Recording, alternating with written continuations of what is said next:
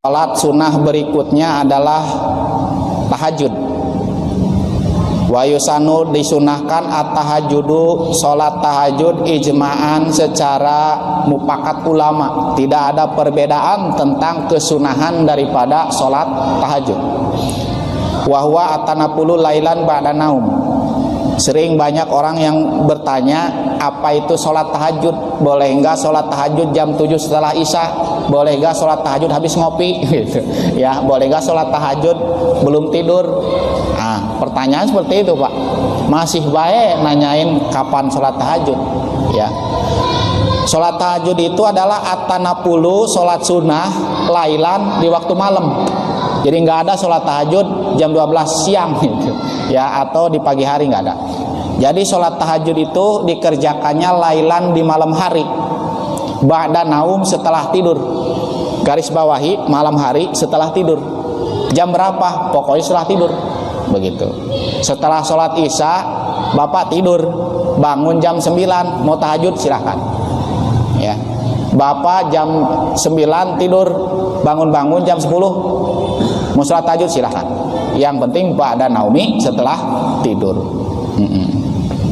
Qala Allah Ta'ala, karena firman Allah Subhanahu wa Ta'ala, dalil daripada sholat tahajud itu adalah wa minal laili fatahajjad bihi nafilatan asa ayyab asaka rabbuka maqaman mahmuda. Sebagian daripada malam fatahajjad bihi, maka tahajudlah engkau di malam itu nafilatalak, sebagai sunnah tambahan, sebagai sholat sunnah tambahan untukmu.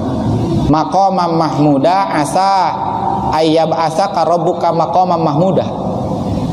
Ya, dengan engkau sering melaksanakan tahajud, sholat di malam setelah bangun tidur, maka maqaman mahmuda, Allah akan jadikan engkau ditempatkan di tempat yang tinggi, di tempat yang terpuji. Makanya kalau kita pengen mulia, istiqomah sholat tahajud. Seperti itu, Pak. Ya, sering sholat tahajud di malam hari, maka insya Allah di siang hari akan diberikan kegembiraan, keceriaan. Ya, mudah-mudahan kita diberikan kekuatan oleh Allah Subhanahu wa Ta'ala. Amin ya rabbal alamin. Kemudian secara penelitian, saya pernah mendengar di waktu malam, terutama pertengahan malam kedua, yaitu jam 12 ke atas, terutama di sepertiga malam terakhir, ketika darah waktu itu tidur kering di sini, di otak depan, ya tidur di otak depan kering, waktu itu sujud maka tersiram oleh darah, dan tersiramnya otak oleh airan atau darah di waktu itu bagus. Makanya insya Allah orang yang sering sholat tahajud ya di sepertiga malam terakhir itu akan diawet mudahkan atau disehatkan selalu. Amin ya Allah ya rabbal alamin. Seperti itu. Ya wawaroda pipadlihi, saya pernah dulu silaturahmi ke NTB, Nusa Tenggara Barat, ketemu orang nenek-nenek kakek-kakek satu jodoh, umurnya 100 tahun lebih dua-duanya. Ditanya, kita mah nanya bukan nanya obatnya apa, bukan nanya bapak makanannya apa, kita arahkan ke masalah amalan. Bapak amalannya apa? Ternyata dua-duanya sering ngamalin sholat tahajud. Ini Pak, jadi meskipun tua tapi sehat, seperti itu. Daripada muda tapi sakit-sakitan, seperti itu ya.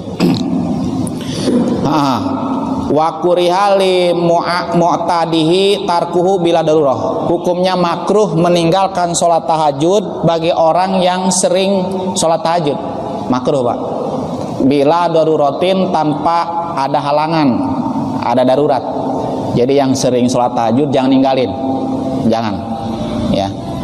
Hukum daripada sholat tahajud itu wa ta'akadu, hukumnya sunnah muakadah. Sehingga yang dikatakan sunnah muakadah ini sunnah yang sering dikerjakan oleh baginda Rasulullah meskipun Rasulullah di perjalanan, namanya sunnah muakadah. Kemudian juga namanya sunnah muakadah itu ketika ditinggalkan maka akan terjadi hukum makruh. Dan ketika sering orang mengerjakan hukum makruh lagi dan lagi, pernah saya bahas, itu ngerinya nanti mati dalam keadaan su'ul khotimah. Seperti itu. La yakilu bi sholati fil lail ba'da naum walau rakaataini. Supaya hilang daripada kemakruhan, maka minimal semalas-malasnya sholat tahajud itu kerjakan 2 rakaat. minimalnya semales-malesnya gitu ya.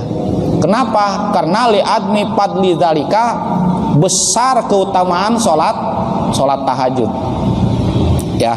Jadi banyak sekali keutamaan daripada sholat tahajud. Apa keutamaan daripada sholat tahajud? Ada hadis afdhalus sholati ba'dal maktubah sholatul lail. Seutama-utamanya sholat setelah sholat fardu yaitu adalah sholat di malam hari. Salah satunya adalah sholat tahajud. Dan kemudian hadis Rasulullah berikutnya adalah alaikum biqiyamil lail, hendaklah kalian sholat di malam hari.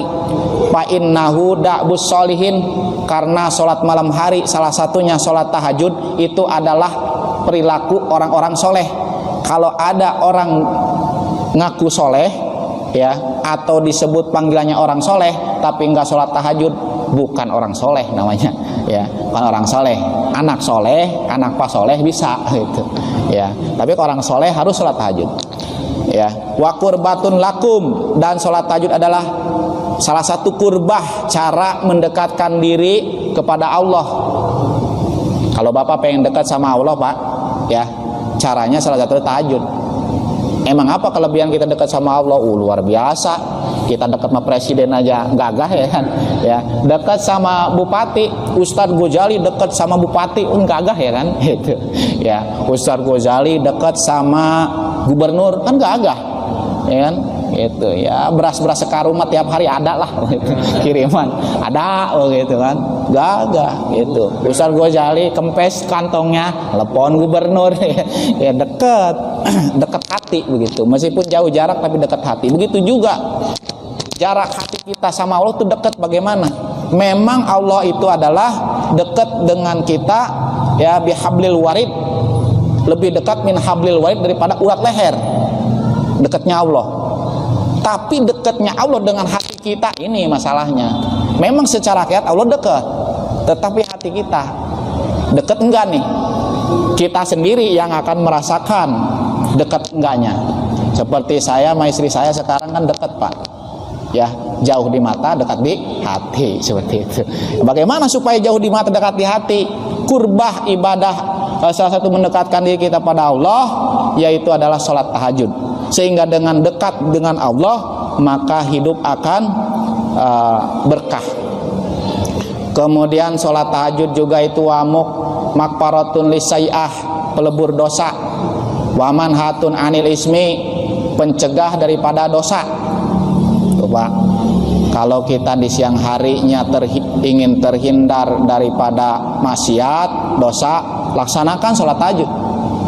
Wa matrodatun lidai anil jasadi, menolak penyakit yang hinggap ke tubuh. Corona, misalkan corona, sholat tahajud aja Pak, sholat tahajud gitu ya, tertolak itu penyakit ya. Tiap penyakit ada obatnya. Saya tambahin sedikit ya, ilal bengkung, kecuali bongkok gitu ya. Bongkok kakek-kakek, nenek-nenek pengen jadi muda nggak ada obatnya ya. Semua penyakit ada obatnya itu. Ada obat secara medis, ada obat secara amalan.